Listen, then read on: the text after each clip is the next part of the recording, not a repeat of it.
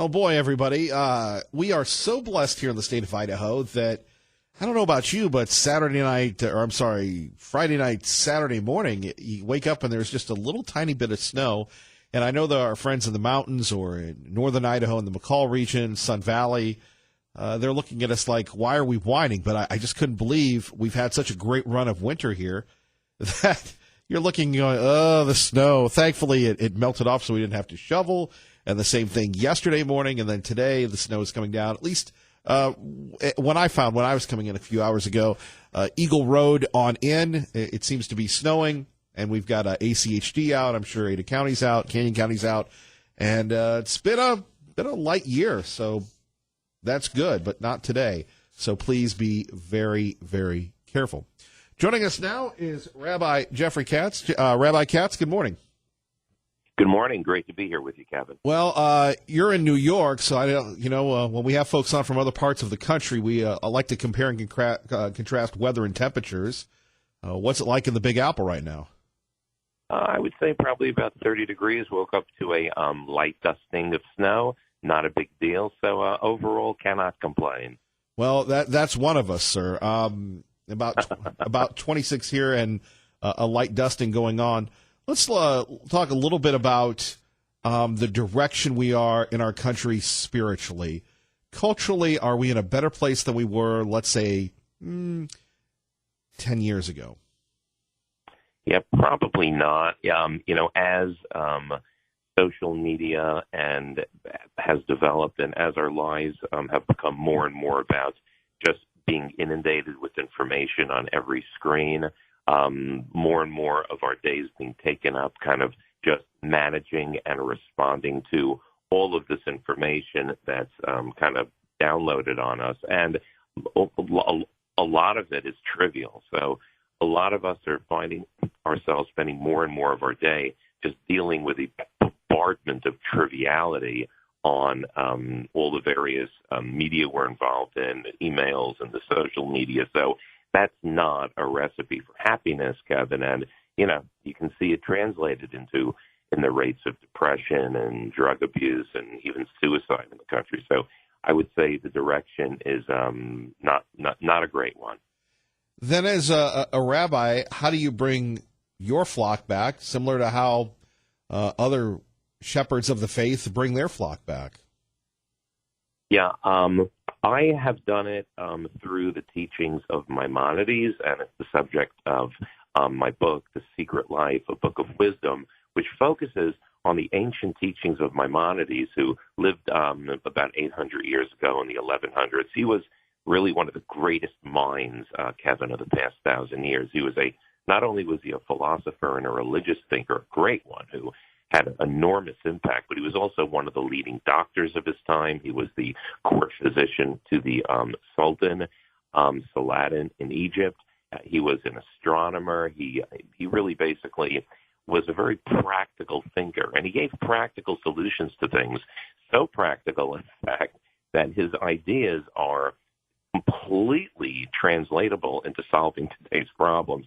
And for me personally, they were completely transformative in my own life. And I think by sharing some of these ideas and making them accessible to other people, they can touch other people's lives as well.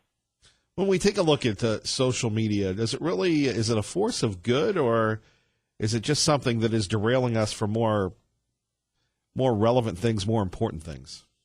Well, I think it's like this huge distraction, but that's the whole key. You see, because of the distraction, our daily routines become just more of this daily grind and this meaningless daily grind. The trick, right? A lot of the trick is to get your focus back. And, through the techniques that I discuss in my book, we can get beyond the daily routines and off the merry-go-round. We can find what Maimonides called each of us finding our own individual perfection, our ultimate purpose and game-changing goal in life, our own higher calling, if you will, yeah. And that can be transformational for us. And, when we get involved in those things, Kevin, we find that the opposite of what happens in our social media obsession happens, because the relationships we develop, when you're feeling contented and doing the work of your heart, friendships you wind up developing towards a common goal wind up being the best ones of your life and the most meaningful ones. And also we become like magnets, because when people are involved in those kinds of things, they become highly attractive to other people, and they draw people toward them and those beliefs like a magnet. Dr. Rabbi Jeffrey Katz with us here. Kevin Miller, KIDO Talk Radio, 107.5 FM, 580 AM. Let's, but, now we're sounding a bunch of like old fuddy-duddies, but you've got millennials that some of them, a few years, will be approaching the golden age of wisdom known as 40. Can you believe that? But this is their currency, is this social media, Snapchatting, Twitter. I'm trying to think of Instagram, Facebook is for the old people. So how do you say, hey, instead of playing a video game, throwing a football, doing this analogy here, go outside and throw a football, literally. Yeah. And to some extent, Kevin, people are going to have to discover it for themselves and by themselves, and they're doing that because I think we're developing a visceral sense. It's not only us, but it's the millennials also. They are seeing at this point that there's something, basically not right about, a teenager spending their whole nights in their bedrooms on their iPhone, communicating with people. I mean, that's not, that's really not the way God intended it. Rather, people have to, and I talk about this in my book, The Secret Life, a book of wisdom, where people have to, Maimonides urge people to lead a secret life. Sometimes when you hear about a secret life, it can conjure up things that are tawdry or even illegal. But, not all secret lives have a dark side. Maimonides urged us to lead a secret life of goodness, where we get back in touch with our core beliefs and things that are really important to us, and we don't share them on social media, and we don't broadcast them. The first step is letting these ideas and the good acts you do in connection with them well up inside you and let them nourish your soul from the inside out. Become a sovereign person with spirituality and dignity just coming from within. And then once that's achieved, then you extend it to your family, to your children, grandchildren, and you make actions based on those values, Kevin, part of the bond with your children and grandchildren. And it winds up developing such an unshakable and unbreakable bond within the family that one's children and grandchildren wind up becoming almost automatic heirs to their own value systems. And then you turn outside. Once that's accomplished with oneself internally and then with one's immediate family, then one turns outside to the outside world and then pursues that higher calling, in that arena. And when one does that, he finds a recipe for a very meaningful, every day can be gauged by how you've done versus your most meaningful things in life. So you get away from the daily grind and more toward you'd never let the daily grind and the nuisances of life define you. What defines you and what you're known for and your legacy will be something of your own choosing when you take control like that. Rabbi Jeffrey Katz, we appreciate you. Anything else we can do as far as prayer for the country and where people can get your book? Yeah, no, thanks so much. People can get my book. There's a lot of information about the book and myself on Barnes & Noble, the hard stores, or the website, Amazon. It's available on. And I would say that the one thing people can do is to really devote a little bit of time with their significant other also working. In fact, it's perfect for Valentine's Day. If people will take the book, The Secret Life, a book of wisdom, and work through the ideas with their significant other, they will have a lovely Valentine's Day and rest of their lives. And it's really a way of spirituality and meaningfulness specifically for our time. Rabbi Katz, enjoy the snow in New York, and hopefully we'll see you one day in Idaho. Thanks so much, Kevin. Looking forward. Thank you. God bless. All right, Rabbi Katz with us to give us some inspiration. It can be overwhelming. It can be overwhelming. And we were a little naive in 2016. We thought that Donald Trump, when he did the unthinkable, he destroyed the Death Star, that the libs would run off and run away and go into Libville. Well, that isn't the case. They're still trying to get rid of the president. Now the new thing of the libs, embracing socialism. Crazy. By the way, very, very slick this morning, at least around the city of Trees. Be very careful coming into Boise. Traffic and weather together coming up very soon. But in addition to that, we are talking about just a carryover of the conversation that we had over Friday, which was involving Representative Ocasio-Cortez and the new Green Deal. Now, no one knows how to pay for this. No one knows how to do anything else, but they're actually, and we write about it at KIDOtalkradio.com, where they're talking about getting rid of cows farting. Now, the devious little libs, when they saw this in the digital version, they took it out, but it is in the printed version of the bill. Now, they want to redo every building. They want to make sure that people have money, whether you want to work or not.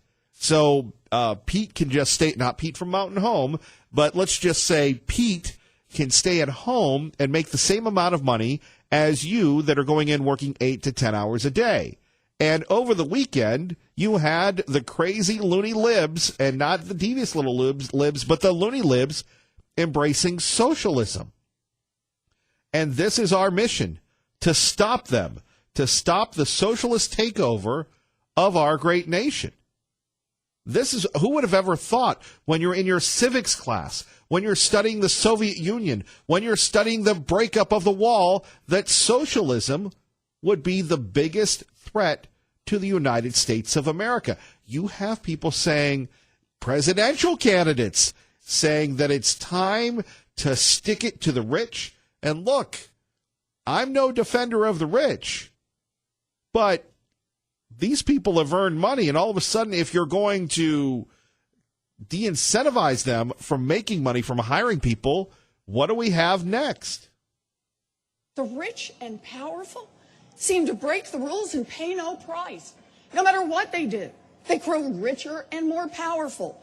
Bailouts for bankers that cheat, tax cuts for companies that scam, subsidies for corporations that pollute. That's what a rigged system looks like. Too little accountability for the rich, too little opportunity for everyone else. Right. Of course, never mind, you can get student loans. If you're a minority, or if you're a female minority, you can get loans that other people can't. The government affords a lot of opportunity. That's Elizabeth Warren. Here is Senator Amy Klobuchar, who was out in a snowstorm saying she's running. Why? I don't know. There are actually more females running for the Democratic nomination than men. Are the Democrats looking for a few good men? I'm asking you not to look down and not to look away anymore. I'm asking you to look up, to look at each other, to look at the future before us. Let us rise to the occasion and meet the challenges of our day. Let us cross the river of our divides and walk across our sturdy bridge to higher ground. Well, who started the divides? Was it Kevin Miller? Was it Max from Garden City? Was it Tea Party Bob? Was it Sean Hannity? They started it. So we've got a lot to talk about today. We welcome the fight against socialism and think that if we think that Idaho is not immune to it, look at Paulette Jordan. By the way, whatever happened to Paulette? Hello, Paulette. Gone. Ran for the governorship and got beat so bad, she's just disappeared. Kevin Miller, by the way, our phone numbers on this snowy Monday, 580-5436, 580-KIDO. You're listening to 107.5 FM, 580 AM. Kevin Miller, KIDO Talk Radio. And so we have to deal with this. Our planet is in peril, and we need to be bold. It's one of the reasons why I signed on to the resolution, a co-sponsor of the resolution for the Green New Deal. And there's a lot of people now that are blowing back on the Green New Deal. They're like, oh, it's impractical. Oh, it's too expensive. Oh, it's all of this. If we used to govern our dreams that way, we would have never gone to the moon. God, that's impractical. You see that ball in the sky? That's impractical. There we have it, Senator Cory Booker. Now, I don't know if you've heard this, but apparently the Earth only has 12 years left to live unless we pass the radical Green New Deal. Of course, then everything in America goes to the wind, goes to the solar, Never mind, China is the biggest, and India, the biggest polluters in the world. Good morning, Kevin Miller with UKIDO Talk Radio, 107.5 FM, 580 AM. Here's more of Mr. Booker. Our history is standing up and saying, look, humanity is in crisis. America is going to be light and the hope. There we have it. Senator Booker on the new Green Deal, the Green New Deal, or whatever you want to call it. How are we going to pay for it? Fighting socialism, all that on a Monday, and it's snowing in Boise. We've got a lot going on. How about some traffic? Larry Gebert. And KIDO Talk Radio time, 6:26. Waking up on the right side. Let's go to the phones. Max, Garden City. Good morning. You're on KIDO Talk Radio. Hello, Max. Hey, good morning, buddy. How you doing? Now, before we get rolling, tell us about the air in China. You moved here from China. Will the Green New Deal work for the Chinese? Well, the air China's interesting. If you look at the capital, Beijing, they've made marvelous strides in cleaning the air. In fact, most days it's clear skies. You know how they did it? They moved the factories to other towns. I'm serious. Well, cities like Beijing are getting clearer skies and really becoming a picturesque city.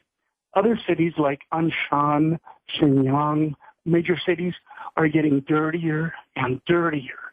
The air is getting really hard to breathe.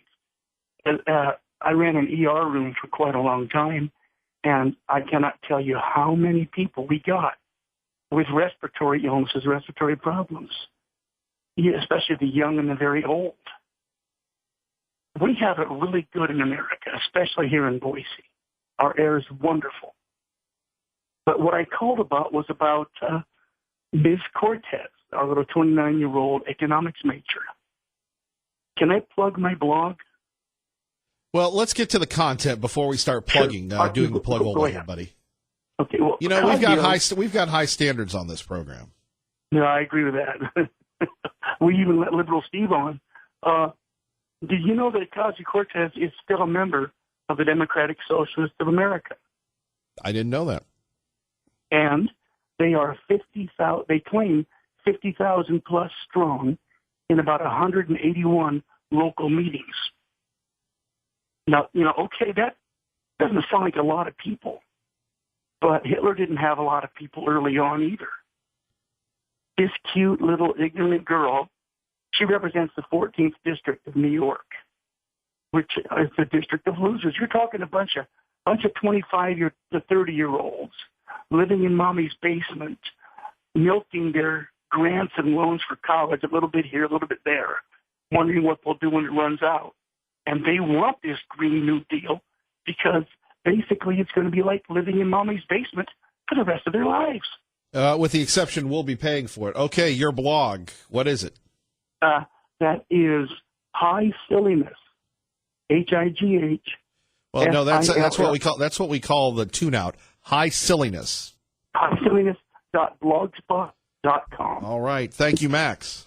And thank you, buddy. It is High Silliness. High Silliness. Go check out Max's blog today. All right. Kevin Miller with UKIDO Talk Radio. Phone numbers 580-5436, 580-KIDO. Coming up, we have a target-friendly environment this morning.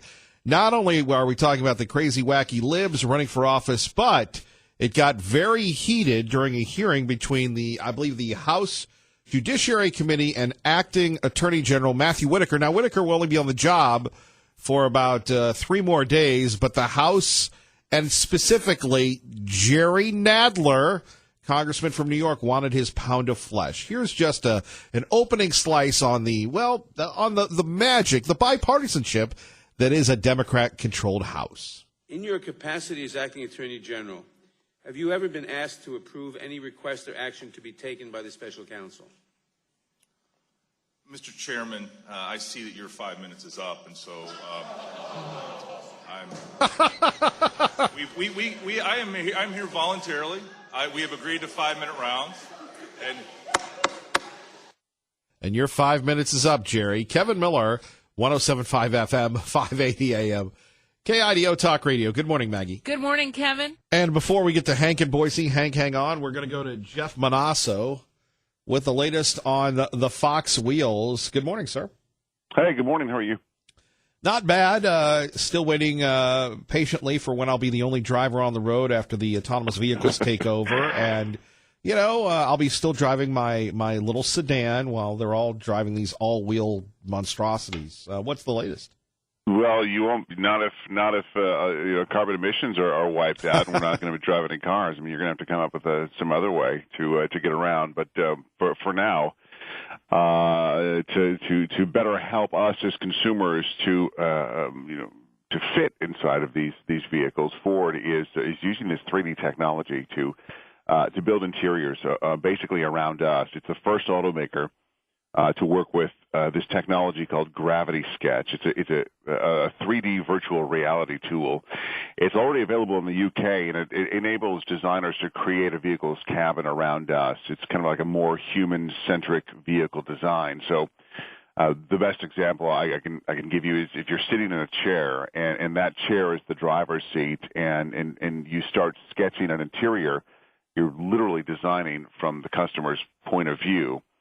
And I thought that was great because look, for tall people who have problems finding cars with leg room or look, humans come in all different shapes and sizes, and not every car fits us. And so I thought that'd be great. And so I had a conversation with Ford's design manager, Michael Smith, about it, and he said, well, it's going to be helpful to design cars. When you're sitting there, you can reach over to the infotainment system to the right and down to the controls to the left of the window and the locks. But what they're going to do is still operate in percentiles to make sure that they design cars for the maximum number of people or potential customers. Well, the average adult male in the U.S. is 5'9.5". The average adult female is around 5'4". So if you're 6'3" like me, you're just going to have to kind of find, you're on your own, have to find a car, and if it fits, it fits. You're good to go. I wouldn't fit in your car, by the way. Probably not. Jeff Manasso, 2019, any thoughts on sales so far? I mean, is this the slow time for the folks in the car business? I mean, well, a lot of the 2019s, they're out. I mean, we're already kind of looking towards 2020 for vehicles that will come out later this summer and that we don't have prices on yet. But for 2018s that are still in the lot, I mean, you can basically steal those things at this point. And there's a lot of deals, whether it's financing or other incentives or steep discounts to, well below invoice price. Those are the deals to have. Jeff Manasso, Fox News, Fox Wheels. Thank you, sir. Thank you. 580-5436, 580-KIDO. It was a crazy, wacky, zany Friday. We'll still go over the weekend, but it got hot during the hearing involving Congressman Nadler and Acting Attorney General Whitaker.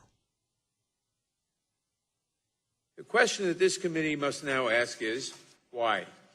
Why did President Trump choose to replace Attorney General Sessions with an outspoken critic of the special counsel instead of with any number of qualified individuals who had already received Senate confirmation? Why did you ignore the career officials who went to extraordinary lengths to tell you that your continued involvement in the special counsel's work would undermine the credibility of the Department of Justice? Yeah, that's not really a question. That's more like a statement. Here's Hakeem Jeffries. Remember, he was the one that said we have the Klansmen in the White House or something of that nature? In your final week, keep your hands off the Mueller investigation. Again, it comes down to the crazy, wacky, zany libs. They're not trying to do anything. They're just sitting there trying to be bullies. Remember the party against bullies? They're bullies, bullies, bullies. Hank, thank you for your patience. You're on 107.5 FM, 580 AM, KIDO Talk Radio. Good morning, Hank. Morning. I'll ask you a little bit. Before I get to the main topic, I want to mention this real briefly. Dr. Custer is out there not teaching classes, but it's hired on a $130,000 salary out there by the School of Public Administration. He's not teaching classes, and it's a ripoff to the state of Idaho. And why is the state board now you know that firsthand? Well, Hank, look, Hank. This is Hank. Hold on, Hank. Hank, let me just interject, please. If you know that firsthand, that's fine.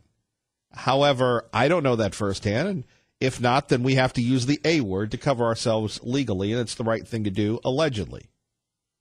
Well, let's put it this way. I did some research on the matter, and there's no record of any class schedule out there. I went through the internet, checked everything else out, and he is not teaching classes out there. And you're saying that he's on the payroll? Why is the state board tolerating this? And you're saying that he's on the payroll still? He's still on the payroll. $130,000 a year. It must be. It's a big thing. It's a big thing. Hank, can we have a conversation? It's a thank you for his years of service. Now, I'm going to zip it back to you, please. Okay. Now, going to the main subject again. I think that Nadler, of course, I wonder if he's lost any. I heard he lost a lot of weight. He has. Okay, because he made you look like Slim Trim when he was so gross and fat. I remember. Yes, I remember. Yeah. But no, there must have been some sort of poll that showed that the Democrats must be losing polls with him. Every time they talk about congeniality of bipartisanship or getting along or whatever. Because their idea of compromise, Republicans, is for Republicans to agree with them. You notice on every one of these negotiations, they never give ground on anything, even on this business on the wall. And it seems to be working with them to control the press and stuff like that. And then the news media trumpets the Republican Party people as being the unreasonable ones, and the real bullies and the real people that are on the road to arresting the political opponents and stuff like this and absolute intolerance of others is the Democrat Party. And yet they want to characterize conservatives and the Republican Party as bigots and intolerant when they're the real intolerant. I mean, it's like good is, evil is good and good is evil. I mean, that's just, it's like an upside down topsy-turvy world. Well, not only that, but it's a crazy world we're living in today when you have people openly embracing socialism. Well, and every lesson we've learned about socialism, whether it's applied to the Soviet Union could not feed itself. Prior to World War I, before the socialist experiment was in Russia, Russia was the third largest grain exporter after the United States and Canada in the wheat market, and they couldn't even get enough wheat to feed themselves and this was in 1913, before World War I, and they still haven't been able to feed themselves since the beginning of the socialist revolution. I mean, if that's an example, if you want to know how socialism in reality works, you got a country that's got some of the richest farmland in the world in the Ukraine, and they can't even feed themselves. You're right, Hank. You have a great day. Okay. Bye. Bye-bye. All right. Now, here we have the mayor of South Bend, Indiana. He's, barely 35. He would be the youngest person ever elected to the presidency. He's the first openly gay man to run. I don't know if he has a spouse or what. I don't know if he's the husband or the wife. When you have the traditional, I don't know if that works for their couples. And maybe it does. And lo and behold, I'm sure there are gay people right now going, oh, Kevin Miller, you're better than this. Okay, so let's get to the facts. So here we have this young man who's going toe-to-toe with Jake Tapper saying, look, all you old people that have the disposable income, that understand deferred gratification, that put country ahead of yourself, you've got it all wrong. Socialism is the thing to go. And this is an elected official, just like AOC, Ocasio-Cortez. Let's take a listen. The concept of capitalism and the concept of socialism, as past generations have seen. President Trump has been pretty clear that he's going to try to use the idea of socialism as a point of attack against Democrats. Take a listen to what he said at the State of the Union address. Here in the United States, we are alarmed by the new calls to adopt socialism in our country. Tonight, we renew our resolve that America will never be a socialist country. Are you worried at all that that might be an effective attack against Democrats? I think he's clinging to a rhetorical strategy that was very powerful when he was coming of age 50 years ago, but it's just a little bit different right now. I know if you grew up during that Cold War period. Now, stop the presses. Here's this guy, Buttigieg or whatever. I don't know how to pronounce his name. I'm sorry, as Ray Amaya will attest, and you that have been with us, phonics was just not my thing. If I didn't understand the word, I just kind of go, you know, and the went down the road. Okay, 580-5436, 580-KIDO.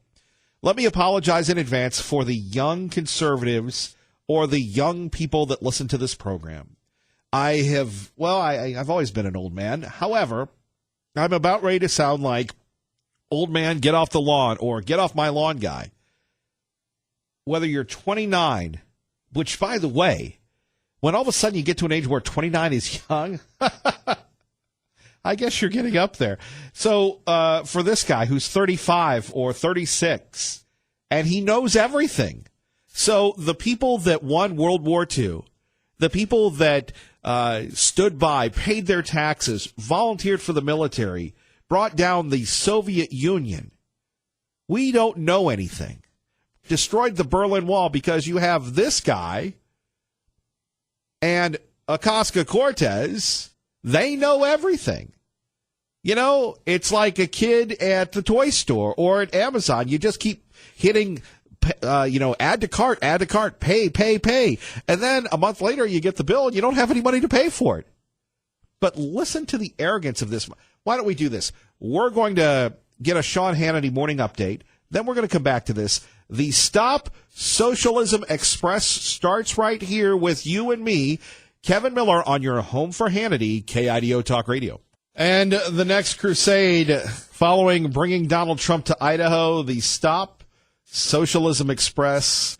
If our friend Sean Hannity hasn't gotten that by now, I'm certainly sure he will. We will join him in that. Kevin Miller in the morning, Sean Hannity in the afternoon, 107.5 FM, 580 AM.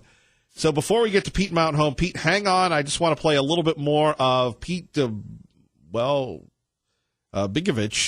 from South Bend, Indiana. He's running for president. It says that essentially we're all stupid if we don't embrace the socialism. Well, we'll get back to Pete. We'll go to our Pete from Mountain Home on KIDO Talk Radio, 107.5 FM, 580 AM. Good morning, Pete. Good morning, Kevin. I have a question that I would like to put to the Democrat Party of Idaho and the leaders of the Democrats in the Idaho legislature. The libs. With the major Democrat Party people such as, what's-her-face, the weirdo from Bronx, calling for the new Green Deal, I want to know if they support the Democrat Party's call to destroy the entire dairy and livestock industry of Idaho, or if they are willing to denounce the Democrat leaders, their new Green Deal, because if you're going to get rid of cow farts, you got to kill all the cows. And so I'd like to ask them that here in Idaho. Are you calling for the destruction of Idaho's dairy and livestock industry? That's the first question. Well, we will proudly stand and defend cow flatulence right here on this program. Yeah, but I would like our local Democrats to answer that question for me. Are they willing to denounce AOC and her ilk? And my second is not a question, it's a statement. Those of us who are veterans and the people who are currently in the United States military took an oath of office to protect and defend the Constitution of the United States against all enemies, foreign and domestic. There's nothing in that Constitution about socialism. And I would like to point out that for most of us, that oath had no termination date. And that's what they're going to be looking at. That's the beauty that people don't understand, that have not served, is you swear an oath to the Constitution and you become property of the military, and your code of conduct is the Uniform Code of Military Justice. The Bill of Rights no longer applies, but you do swear an oath of loyalty to the Constitution. Yeah, and your oath is not to the president. It's not to a politician. Right. It is to the Constitution. You are not going to, and the folks I know in the military and the veterans, We know what socialism is. We see it in Venezuela. We've seen it all over the world, and we ain't going there peacefully, Pilgrim. Well, they're trying to destroy us. That's exactly what it is, Pete. Well, those of us who signed the blank check aren't going down easy. Pete, keep your powder dry, and thank you for the little envelope. Appreciate it. Thank you, Kevin. I thought that was some little-known information from the news media. Yeah, well, they're full of little-known information. Thank you, sir. You bet. Bye. Bye-bye. All right, 107.5 FM, 580 AM, KIDO Talk Radio. A little snowy outside, which means you got to be careful for the people that aren't paying attention. Let's get you to work or home. Today, I think a word like that is the beginning of a debate, not the end of a debate. Look, America is committed to democracy, and we are a market-based economy. But you can no longer simply kill off a line of discussion about a policy by saying that it's socialist. If someone my age or younger is weighing a policy idea and somebody comes along and says you can't do that, it's socialist, I think our answer is going to be, okay, is it a good idea or is it not? And that word has also lost its power, especially when you think about the way it was applied to characterize, for example, the ACA. Yeah, the ACA, which has bankrupted more hospitals, more doctors, more people with its bait-and-switch policies. I love this guy. The folks in South Bend, Indiana, should be very proud of this nitwit. Here you have a young man who knows more than people in their 70s or 80s or 50s or 40s. And he's saying that socialism, according to people of his ilk, is a good thing, that we should all embrace it. Well, sir, how are we going to pay for it? Are you independently wealthy? Are you going to pay for my socialism? Are you going to pay to eliminate the planes, to eliminate the cow flatulence? By the way, let it be known right now that we will stand proudly for Donald Trump. We will stand proudly for the end of socialism and cows' ability to flatulate. What do they have against a good cow, or for that matter, a good steak? Oh, my goodness, it's Monday. We're just getting started. Won't you join us? Stay with us. Wake it up on the right side. You're home for Fox, KIDO Talk Radio.